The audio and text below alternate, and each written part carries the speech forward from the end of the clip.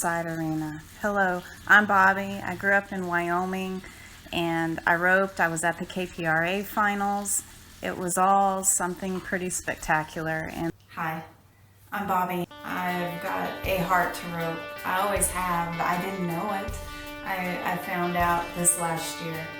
My story begins when I was young and my family back in Wyoming, we had a ranch, southeastern Wyoming. We had cattle, we had sheep, we had horses, just had a menagerie of animals.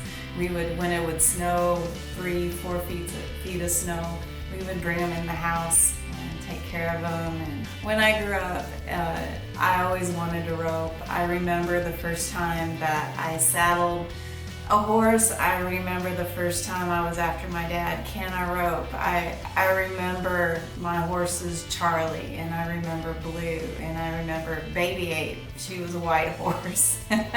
But all of these horses, they took care of me, with the exception of Blue, but I later learned why.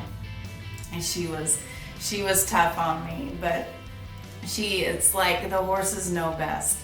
But growing up in junior high, I learned to rope. My dad taught me how to rope. I couldn't wait to get home from school and get out to that big red barn and go practice roping, because I had to rope the bale 100 times before my dad would let me start roping. Go out to our big, huge red barn that we used to put the horses in when it got really cold, to put our trucks in when it got below zero so they'd start. It was a place where we lambed out, 100,000 head of ewes one winter. It was just incredible, but I spent many nights out there roping the bale, over 100 times every night. And this was when I was like in junior high and high school. We had an arena and it was by a creek bank. And so every evening, my family, we would be out there with the dogs and the cats and our horses, and we'd have to bring the cattle across the way from the little barn out to the arena. That was always an interesting event, gathering the cattle to bring them into the arena, because one would always get loose or one would run off, and then we had to find them after we were done roping and before we started roping. There was always something fun going on there. But I learned how to rope back at home, and then was able to carry that with me. We went to high school rodeos. Me, my brother, my mom or dad would take us, and I remember the first buckle I won was at Big Hiding, Wyoming. That was such a thrill, because you've worked your whole life to get to rope and to get to earn that buckle like your family has, like what you see everybody else doing, and you haven't achieved it yet. And I finally got to achieve that. I was so excited. And it just grew in me. It's always something that I've known, that I've loved, and I took it with me to college. It saved me in college. It made me finish my education. So I've lived, loved, and just always had roping, rodeo, horses a part of my whole life. And I'm thankful for that. So today I'm bringing you on this new story of mine, because I had fallen away from roping. I had sold my house and left my career. I took my tack meaning my saddle, my bridles, bits, and a few of that to where my parents are in Kansas, and so that they could hold on to it, because I never knew at that time if I was ever going to come back to roping or riding. And it turns out that now I'm thinking about it again. It's taken me 5 or 6 years to get to this point.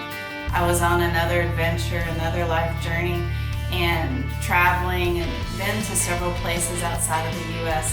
I'm so fortunate to get to have done that. And maybe in bits and pieces on this channel, I'll share a few of those stories with you as well. But my main focus for this channel is just to bring you along with me on my journey of getting back into roping.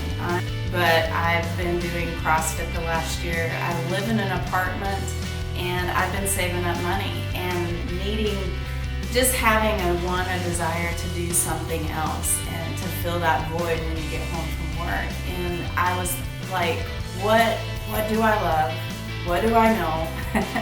What's gonna keep me driven and excited about something every day? And it really came back to what I knew and what I grew up with, and that was the horses, the ropes, that whole scenario of, going to ropings again and being excited about it. So I've been building up this excitement. Here before the holidays, my dad purchased a horse for my mom, and they were so excited, and I was excited for them too. But that really spurred me on, as I need a horse. So off I go. I'm looking on the internet, I'm looking at team roping sites, I'm looking at barrel racing sites. I'm just looking into anything that's gonna give me, a clue of what horse do I want and what horse do I need. I don't know. But as the more I think about it and the more I talk about it, the more, as I'm looking on Facebook and the different venues to search for a horse, I'm finding out I really need to find out what kind of horse I need. So with that, I'm like, I need a horse that's 15 hands or smaller. It could be a mare or gelding. I would love to have like a deep sorrel or bay horse. I had a barrel horse. He was a really dark sorrel horse. I really liked his coloring. I wanted something that was an older horse who had been ridden before, that was familiar with being neck reined and also being in a box in an arena in a situation where somebody has been heading off of this horse, and it would be even better if they break weight off of him a little bit too. I'm just so excited to find this horse, and I will continue to look, and when I find him, I will give you a heads up on what's next. So I just can't wait to take you with me.